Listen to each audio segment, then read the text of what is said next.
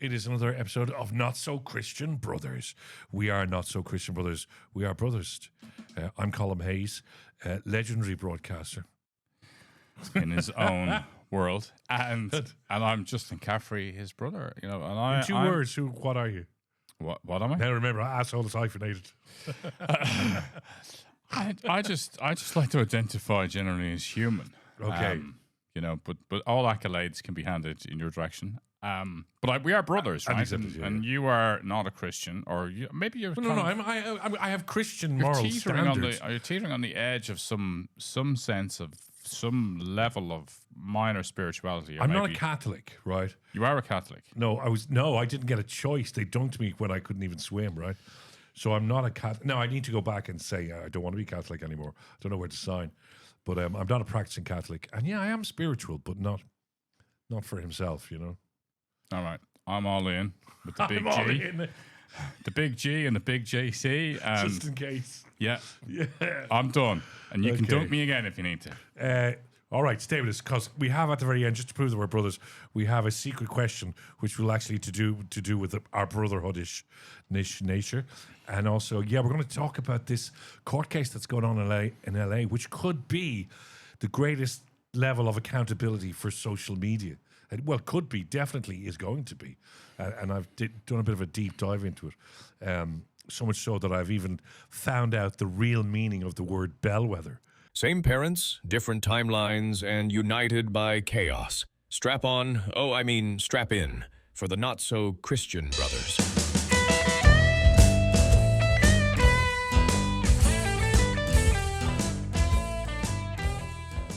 Last week we were talking about men's mental health and what to do and how to deal with it. And then on Saturday I met all my mates for the first time since Anne's funeral. And I was sort of anxious, not reluctant, but anxious about going there.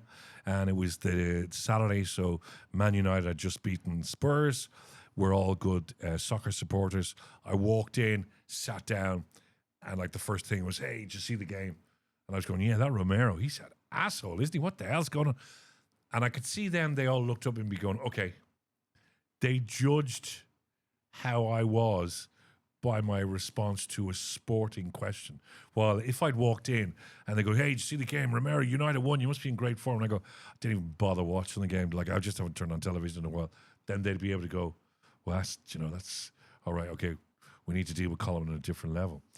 I just think with men, sports is, not even as we play it, but as spectators, it is a great leveler, isn't it?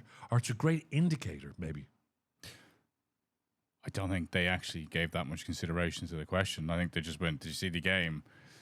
But I think you're coming in with a level of anticipation in terms of how you are and that you haven't seen them before. I actually think men are, I think we're quite straightforward in terms of, "Did you see the game last night?" "Yeah, I did. It's good. Yeah, bad, whatever." I think it's always the entry point. It is the opening gamut of most male conversations, I think. But it's because we can't deal with the other stuff at the very start. So the wives were there as well.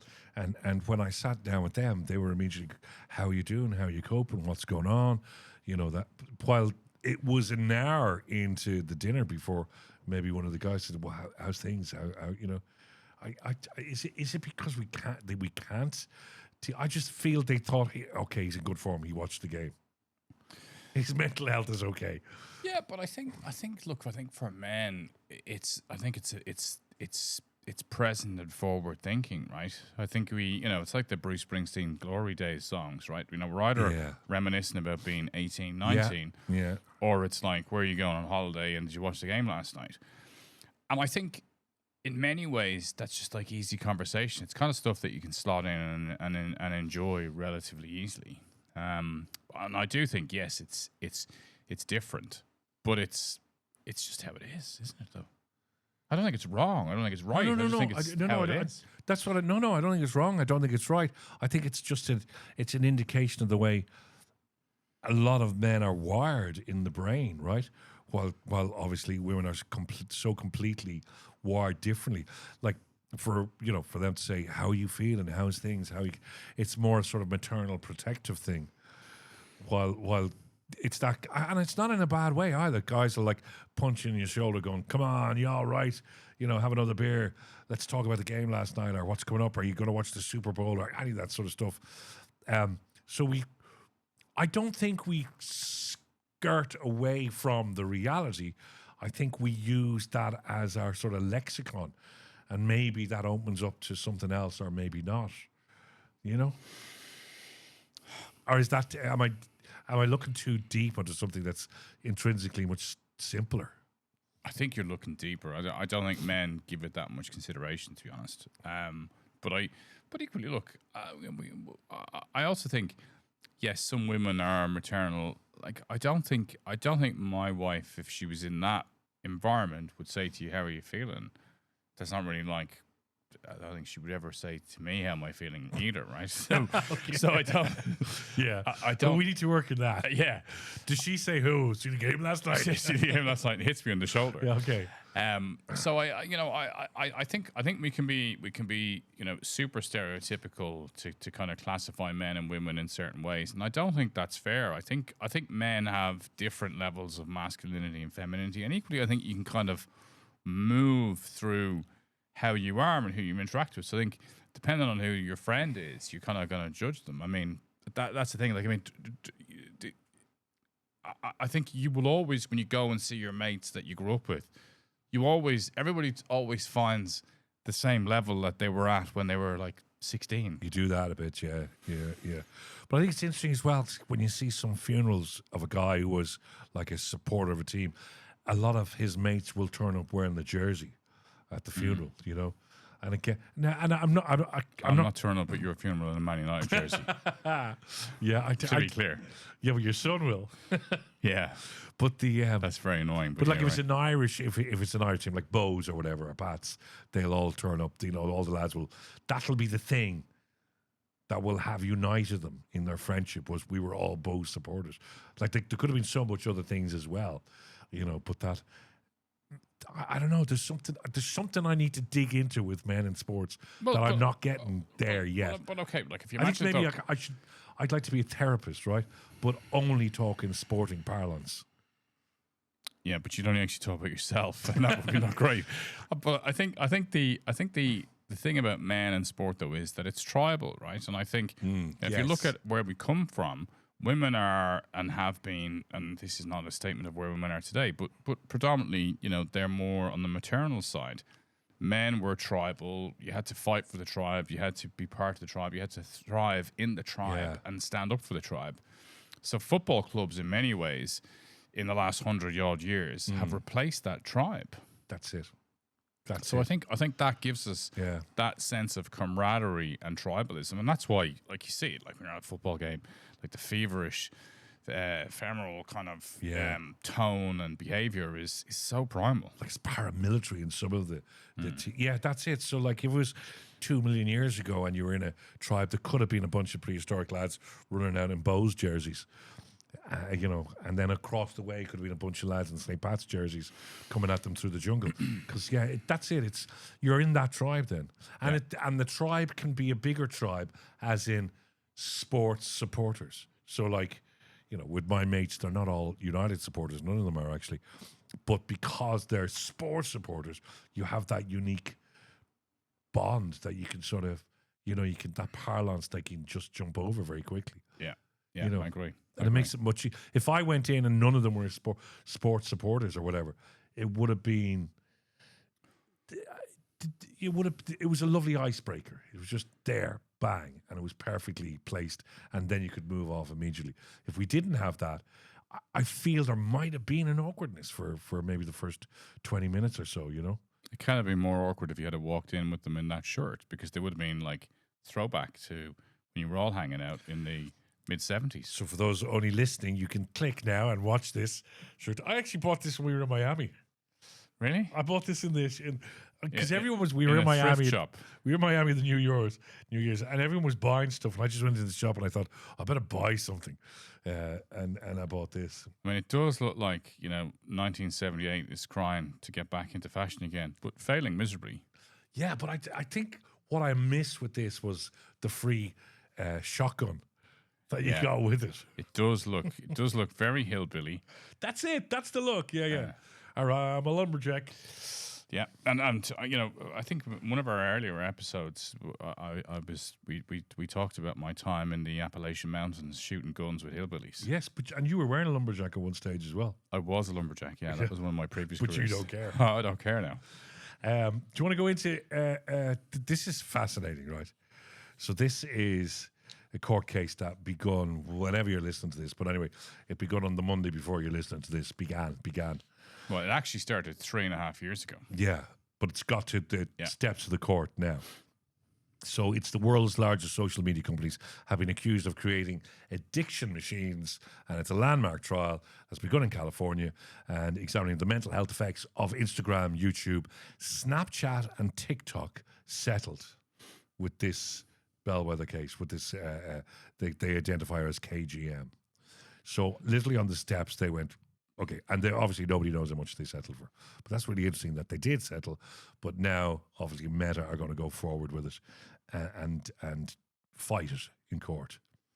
And there's been a huge amount of emails that the prosecution have been able to get through obviously exploration and that sort of stuff, which shows that there has been conversations within Meta, knowing that they have created an addictive algorithm, and how can they make it even more addictive?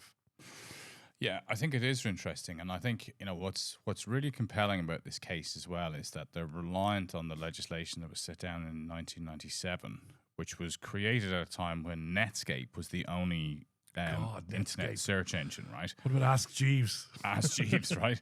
And the key principle and tenet of that was that stuff that other people publish on the internet can't be relied upon as a source of truth, right? So back then, I mean, I remember playing with the internet when I was in school in like the late 80s, right? When they were notice boards. So the internet kind of grew out of notice boards where people were sharing information. So the key legal point was that you shouldn't be liable for information that's shared by a third party. And that's the reliance, right? And then as a consequence, it's been able to obfuscate its obligations in terms of truth telling, right? Yeah. And what's fantastic about this case, which I think is really compelling, is that now that they have this case, and there's going to be a compulsion to disclose these emails, so there's going to be discovery. I find it very difficult to see how this doesn't backfire in terms of Meta, right?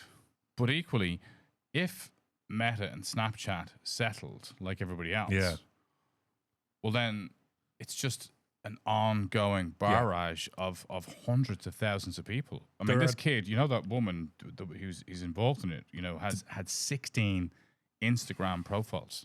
KGM, yeah. By the time she was 10. Yes, Finstagrams, which they have emails from Zuckerberg to the rest of his crew encouraging the use of Finstagrams and encouraging them to allow that to happen, and even delving in and making it so that young people can see a way of making up fake Instagrams. So the big case here, right, reading into it, is that regardless of, they can't be held accountable for what's put up on their site. They're being held accountable for the fact that they have specifically gone into developing an algorithm behind Instagram, whatever like that, which makes you more addictive, which makes children more addictive. And they're taking the case that they have changed the way kids are now. Their brains are now patterned different to what they were 20 years ago. And obviously they're going to bring loads of evidence and all that sort of stuff up. And that this has to be, if they admit to this, if they can prove this, that they have specifically gone out of their way, knowing that they are making children addicted to Instagram, that this will be as big as the opioid scandal in the States. Well, I think it's potentially bigger, right? I mean, what's interesting is that the legislation that the social media companies rely on, right? In 1997, Mark Zuckerberg was in junior high school, right? So you've got the most aggressive form of social media is through Meta, and he's relying on legislation that was created when he was a kid. I think when you get to this whole idea of what are they doing, like even if you look at how social media works, they have, when you pull down on your phone and it turns around, you get a little notification that it's loading information.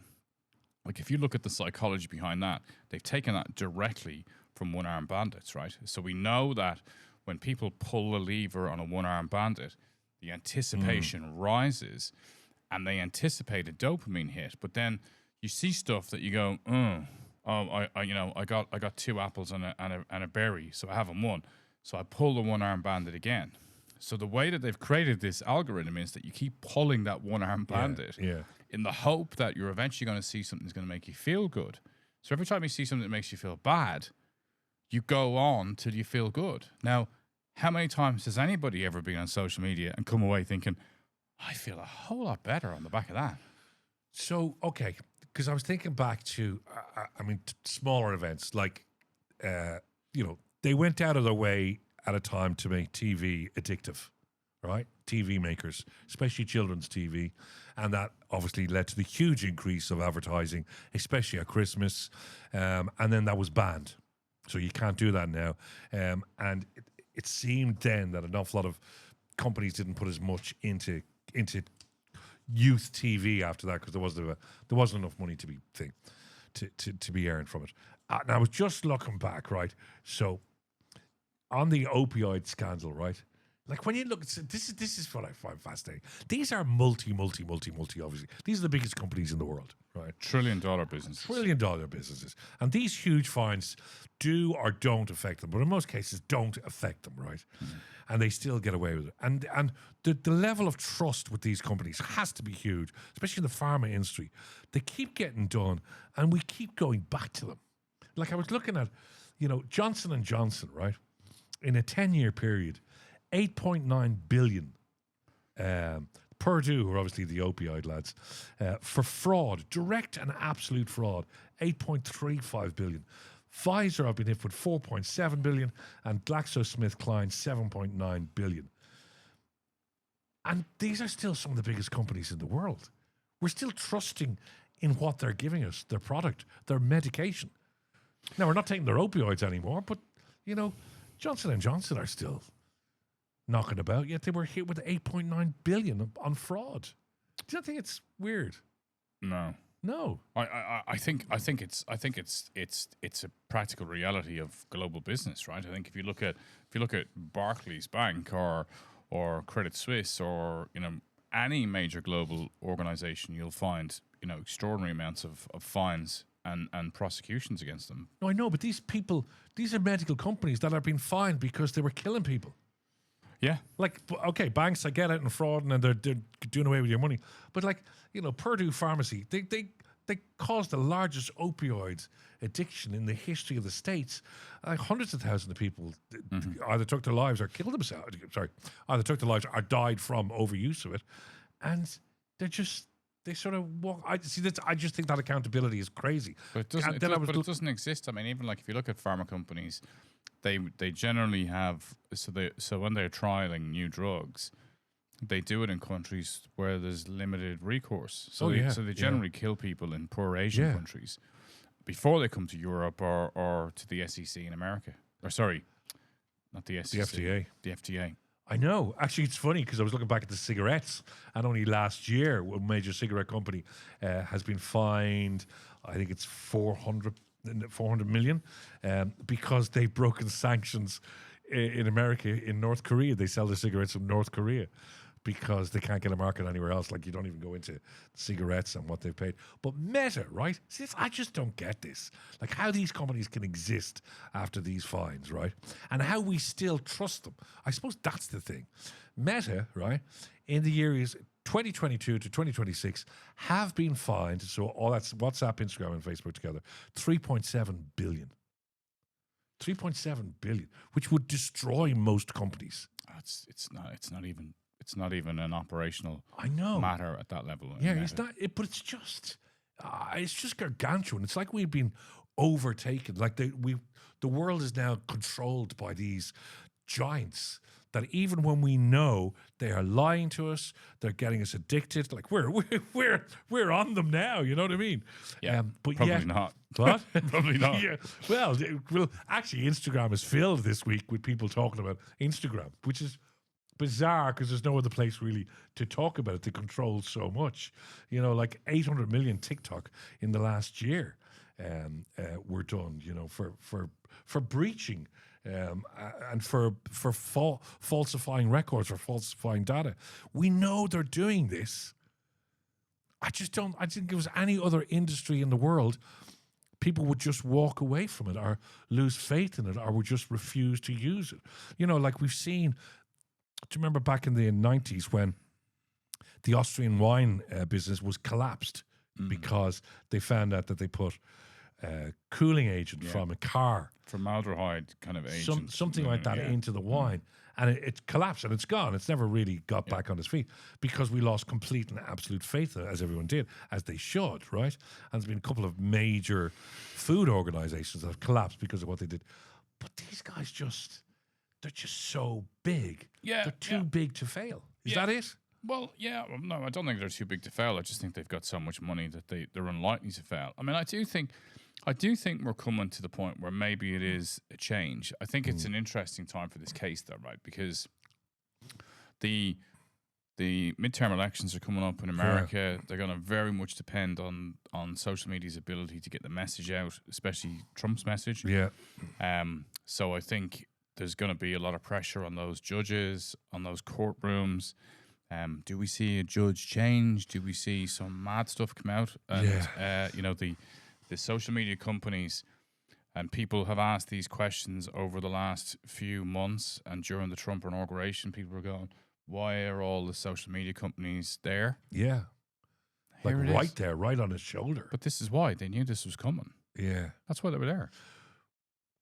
But, okay, so... Proximity wins. Yeah, I know, but okay. So in a situation like the you know, the opioid scandal with Purdue Pharmaceuticals, they lost their license. Obviously, they almost lost their company, and they lost the license. You cannot get it anymore. You cannot buy it. Situation with Pfizer when it was one of their. But they're still wealthy. They're still worth billions. Yeah. When it was the false promotion of their drugs, that particular drug was taken off the market, you know, and is no longer available.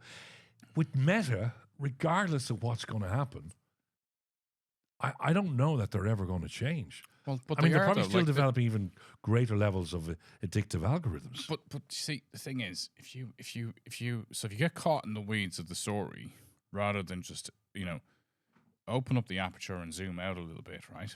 So everywhere right now around the world is embracing age limits for social media. Yes. And Meta have not pushed back. They haven't fought against this. They're going, yeah, sure. They know this is happening. The reason why they're close to Trump is because this is happening. The reason why they're not really getting too concerned that everybody's changing their policy so the 16-year-olds happen. So, you know, I said earlier this is going to be cigarettes. I don't mean it's going to get banned. I just think it's going to get age appropriate, right? Now, the reality is you can say cigarettes are 18 and over. Yeah. But, you know, 13-year-olds will still buy them. So there'll still be a proportion of young people who'll hack and be able to get into social media. Yeah. But most young people probably won't, right? So it'll get like 60% of them can't, 40% of them can. And that's just how it is. But I don't accept that that's just how it is. I know you don't accept I don't that. accept. I know you hold a high moral ground. No, that's not high that moral you ground. hope that the world will rise up and No, meet. there are times when we do get accountability and levels of transparency, and we do hold people accountable, right? And I think it's really, really important. But there's sometimes with that, you know, companies are just so big, like too big to fail. You know, like a company that's, you know, been fined 1, 2, 3, 4, 5, 6, 7, 8 times in the space of 4 years for breaching data, for breaches regarding ads, for violating antitrust rules, for settlement from Cambridge Analytica. But they just keep continuous. I just think the only way is for people just to stop using them. That's the only way. Yeah, absolutely. That's never going to happen, right? Because everybody wants to do it. Everybody's addicted to it. And it's just the way it is. So maybe it will change over time, and maybe in 20 years' time, where cigarettes were from 1985 to 2005. But I think it's a long way to go. Okay, so yeah, that's it. I mean, if you think of cigarettes back in the 1940s and the 50s, where they were encouraged, to For your health. and for your health, for you. yeah. And there was, do you remember the Marlboro Man? Yeah, he was cool. He was very cool to the Still Italian think he's cool cancer. as well. Yeah. And it just looked, everything was cool about cigarettes, and Yeah. and it's soldiers going to war with the Lucky Strikes and everything. And then obviously we realize We're all dying. This is false advertising. They're actually killing us. So just on that point, Yeah. when it becomes so obvious that you have something like cigarettes that are so desperately bad for you, right? Yeah. And clearly, like social media, you shouldn't be using them because you have the choice to choose to step away from something that's clearly bad for your health, right? When was the last time you smoked a cigarette? I had one yesterday. Okay. So my point No, is... but I have significantly Yeah. You reduced. said that for the last... No, I have. 50 No, years. Sorry, I actually have, because I know they're not good for me. I'm not reducing my. Oh no, I've significantly reduced my cigarettes, You've been saying that for a long time. and I'm not. I'm not significantly reducing them because I'm significantly reducing because I know now that they, health wise, they are really, really bad for me. That's Good. If I didn't, so it's 2026, and you know now no, that they're really bad for you. I gave them up for 15 years. No, I don't think anybody who knows you. Sorry, I gave them up for 15 No, years. you gave up buying your own cigarettes. No. Sorry, we're not taking that argument on the basis of why meta should survive. So at that point, kids, smoke other people's cigarettes. If you can't access them if you social can. media, Smoke them if use you your can. mom's. No, listen. If I went where to Greece, and they're €5 a pack over there. It's ridiculous. And then you thought, bastard, like it's like social media. It's free. I might as well just film No, my I boots here. didn't. That's the whole point. I didn't. Okay. So what I'm saying is, I am using cigarettes much less because I know of the damage they can do. Unfortunately, I was of a generation when I wasn't told that, and it is an addictive drug. It's a very hard drug to give up. If I knew before I picked one up and they told me the truth, I would never have picked one up. Loads And of this other is what people, they're though, saying. have actually given up. I also smoked, I know you and did, I I gave up. But this is what they're saying about this case. They're saying, had she known at the At start, 8. or her parents Were you been smoking told, at 8? not at 8, been told, can I take this serious or not? My nanny was smoking at 8. Yeah. 1 point. Do you remember? Yeah. The But that's tip the was- point. This is the point I'm making. Obviously they're not going to tell us that their algorithm is an addiction machine. They're not going to, because therefore we're not going to use it. It's like if Marlboro came out and the first ad was enjoy a Marlboro because you might only get through 3 packs. I think if they came out and said their algorithm's an addiction machine, it wouldn't impact their usage. I think people know they're addicted to social media. They don't really like it. Like I know, like at home, Beatrice and Luca both use these brick things on the back of their phone to limit their social media time. And they've done it really, really well and stepped away from it. I mean, personally, I'd say if I have more than 5 minutes, I'd say more than 3 minutes on social media a day. That's the maximum I ever use. But I can see that people want to get off it. I can see that there's a change and people want to get off There it. is definitely change, yeah. So I think that will happen, but it'll take time. Can I tell you one interesting thing, though? Yeah. Which is completely unrelated. Okay, well, that's great. Is there what you had for dinner? Terry's waving at us, right? Yeah, But, okay, because I did say at the very start, I need to tell you what bellwether means. Go Okay. ahead. So, and this is relevant, right? Yeah. This is a bellwether comment, right? okay. But I was reading separately because we were talking previously about the economy and where the world is going, right? And I was reading an article today in the Financial Times about Wendy's and McDonald's, right? And their sales of fast food in America are absolutely plummeting at the moment, right?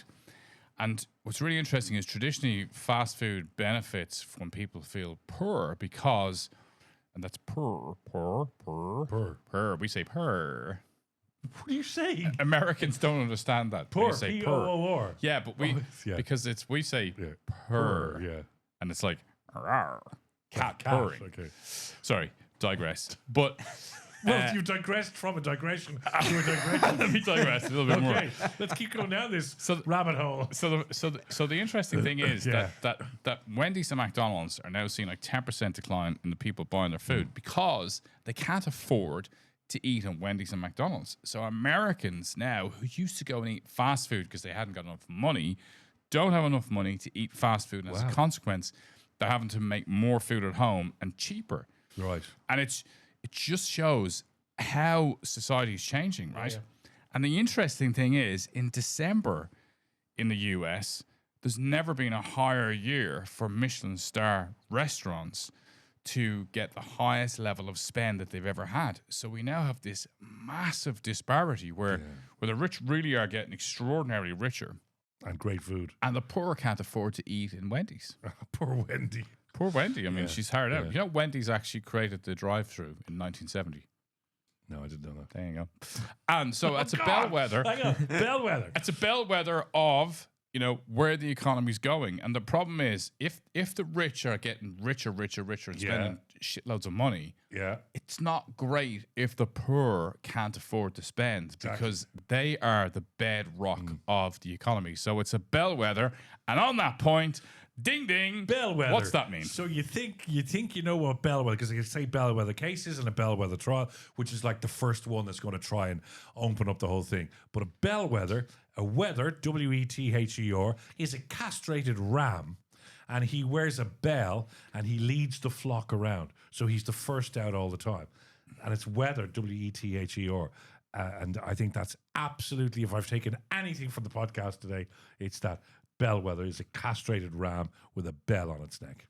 And as he's walking around leading people, he's not going to get distracted because he's got nothing. Got nothing going, no going on. All he's thinking is just this bell ding along, ding dong, ding. I remember when I used to get the ride, but now I'm just listening to the ding dong bell. God, must be very annoying. Yeah. Are we doing our question? Yeah, Terry. On that note, gentlemen. Our brotherhood. Our brotherhood, because Rebecca's on the ski slopes. She is on the ski slopes today, so you are just all boys today. It's just a boys' club. Hey. So this is from Beck. She sent me two, but I think I'm going to go with this one because it's solid. Do you both? That's what she said. You'd know it's As a she boys' brought club. two men into the room and the other one hadn't taken Viagra. If you want to sponsor us. Always.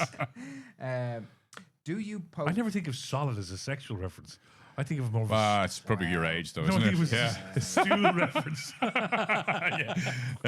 Oh, that was quite a solid stool. It's the transition that from your ages of 30 to 40 is like solid just disappears. Go on, say, what's your question? Oh, God almighty, right. Do you both depend on each other in different ways? How do you depend on each other in different ways? That's an interesting question. God, that's weird. That's a tough question because I think there was a greater, obviously, right, in life, there was probably a greater dependency when we were younger. I think that's how siblings are. And I think I remember we were sort of developing a good, if it's dependency / friendship, and I remember you were moving to an office very close to a radio station I was working in. And I thought to myself, this is cool. You'll be around. We'll go have a few beers, have a bit of lunch, whatever. And then you moved to London. So I think... You always come back to this point as if, like, you know, my whole, you know, raison d'etre was to get away from you rather than just, you know, move to London for my career benefits. That's the way I figured it out. Yeah. No. So does that mean that you depended on Justin for love, communication, and sort of... be honest, I don't think we ever really totally depended on each other. And it might be a lot to do with the age gap. No, I don't think we did. I mean, I don't... Like, I don't know, actually. I'd love to ask my sisters this question, but I would actually say... We need to get them to the same questions in. We need to get them... But I'd say that they probably feel the same way. And about me? No. About this dependency comment.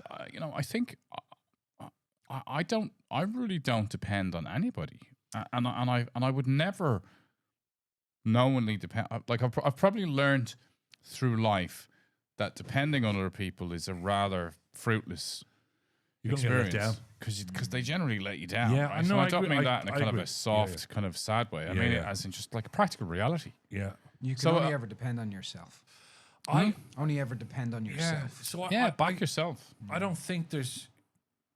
Obviously, with the recent trauma I went through, and I don't talk about it, but I depended on you a lot, and that was great. And you were there. But But Yeah, I think we'll step up for each yeah, other when I we think have that's to. it. Yeah, our other siblings, but I don't think there's ever been a level of debate. You do see some brothers and sisters, or brothers and brothers, who are so tight, like you know, literally one cannot survive without the other. You Yeah.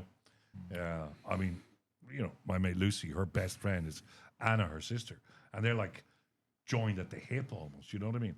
I couldn't imagine one of them. Yeah. I couldn't imagine them ever falling out the way she talks about Anna. You know. Yeah, but like I said to you before, I think we mentioned it before. I just find like we have things in our family that maybe lack. Like we don't celebrate each other's birthdays as siblings, so we don't. We did when we were younger, but I suppose that's when we were in the Yeah, house. no, when you were in the house, right? Yeah, I mean, well, I was never there because you were all young, a lot older than me. But I just think as adults, I mean, I've got lots of friends who celebrate their siblings' birthdays, and I think there's just small pieces of glue that you have to kind of have as a unit over time as you age to hold together. We don't have to to be frank, I'm not like, you know, oh god, I'm pretty sad about it. I couldn't care less. I think somebody wants a Valentine's card. No more flowers. Flowers. Yeah. But I agree. so Yeah. I think if it's not there, it's not there, and you know, there you go. Yeah, you're right. I mean, we'll send each other a text. That's it, really, or it'll be in the WhatsApp group, you know. And then if you happen to be going over to that person, which is probably not going to happen, but if you have, you might bring something over. But it's not a tradition that we throw a party when it's any brother or sisters. Yeah. You know, No. Families are different. Aren't They are all different, yeah. They are all different. Um, And I don't think brothers depend on each other as much as sisters do either. I think sisters agree. have Actually, tighter. I think Like so. I'm married to a woman with 2 sisters, so they're all girls in her family, and Yeah. they literally, you know, it's a different outcome. Unlike me, who's an only child, I just always depended on me. So, Oh, that's sad, Terry. well, it's not. And on really- that note, leave the little sad tech in the corner. Yeah. And as we speak right now, crypto is collapsing. Yes. Americans can't afford to eat food, and And there's you know, castrated rams there's running around. castrated blind rams running with everywhere. bells around their So necks. all the predictions we made at the start of the year are coming to fruition. Oh, are they? Yeah. Like we'll follow this as well. So if you want to know what's going on in this court case, we will follow it. If it gets really interesting, we'll jump in on it.